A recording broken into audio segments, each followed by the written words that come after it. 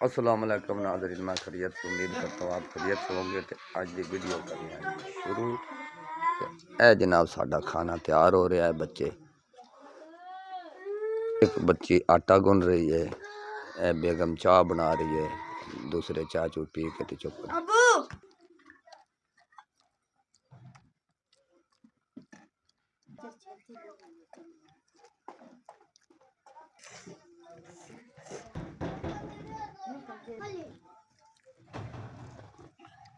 बस गोली पानी ले दो अच्छी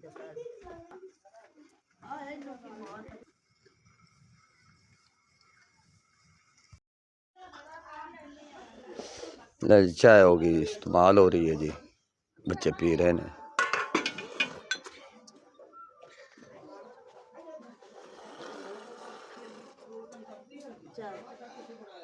हाँ पीने जी नाजरीन। तो हुण पक दी हैं जी रोटियां, तो रोटी खा के ते जाने जी काम ते मजदूरी करने जाके।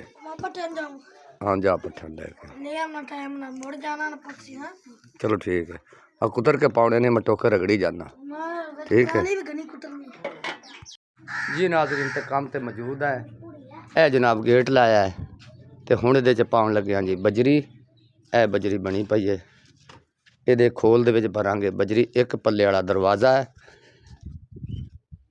यह जोड़ा पिलर है ये असी बनाया खोल वाला। ये 9 इंच 9 बाई 9 की जगह 18 का पिलर है, वो पवेगी बजरी। तो यह असी सादा बनाया, ये सिर्फ यदा डिजाइन वो शामिल होवे तो सोहना लगेगा, नहीं तो इनू छोटा भी बनाने की कोई गल नहीं। ये सिर्फ लाई है असी कुंडी, यह जी कुंडी ला के ते रात में ताला लग गया। यह इन्हों का नक्शा जी जी सामने इट्टां भरियां पियां 7 फुट अगे बनेगा बात उस तो उरली साइड ते, क्योंकि गली जी है ना तुहानूं मैं विखाउणा। गली हैगी है सौड़ी, बाहर गेट नहीं लग सकता, बाथ नहीं बन सकता। गेट भी बहुत उच्चा लग्या ताकि इन्होंने तो स्टैप भी नहीं बना सकते। तो पता नहीं उन्हें की मसला बनेगा किवें ना किवें। फिर हवेली तो उच्ची हैगी है।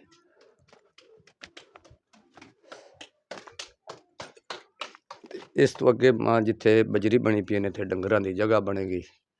तो यह 7 फुट के बाथ बन जाएगा, जिथे फट्टा पिया नाल नहीं भरी पई थोड़ी जी। ये 3 2.5 फुट के पौने 3 च लगेगी सीट। तो 4.25 का खुरा थले वाला बन जाएगा, जिथे नहा नू लैणगे। एक इन्हों का लगेगा जी दरवाज़ा। तो यह परदे की दीवार हुई जी, उत्ते इट्टां लगियां पियां ने, ये बाथ दी वजह तो उच्चियां दित्तियां ने। यह जी उत्ते लगियां पियां ने इट्टां जी नाजरीन। तो यह जनाब असी हुण इहदे पाया जी सरिया, पैरियां दे नाल ला देवांगे।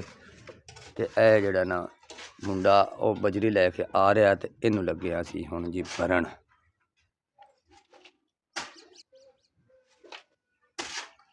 पानी पा भी जवाना, पानी पा। हाँ हाँ पानी पा, इनू उत्थे पलट इहदे नाल। हाँ इहदे नाल पा पानी, ते त्रौक के ते इनू विच वढ दे ते तांग लैके आ।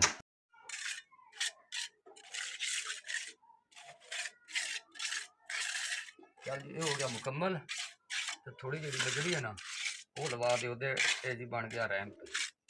यह चढ़न वास्ते। तो सेंटर बारी नूं सामने अगे आ जा चढ़ाई ले।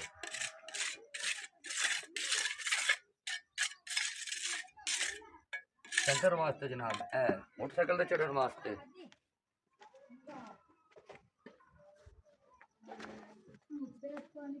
यह जनाब स्टैप बन गए चढ़न वास्ते बंदियां दे।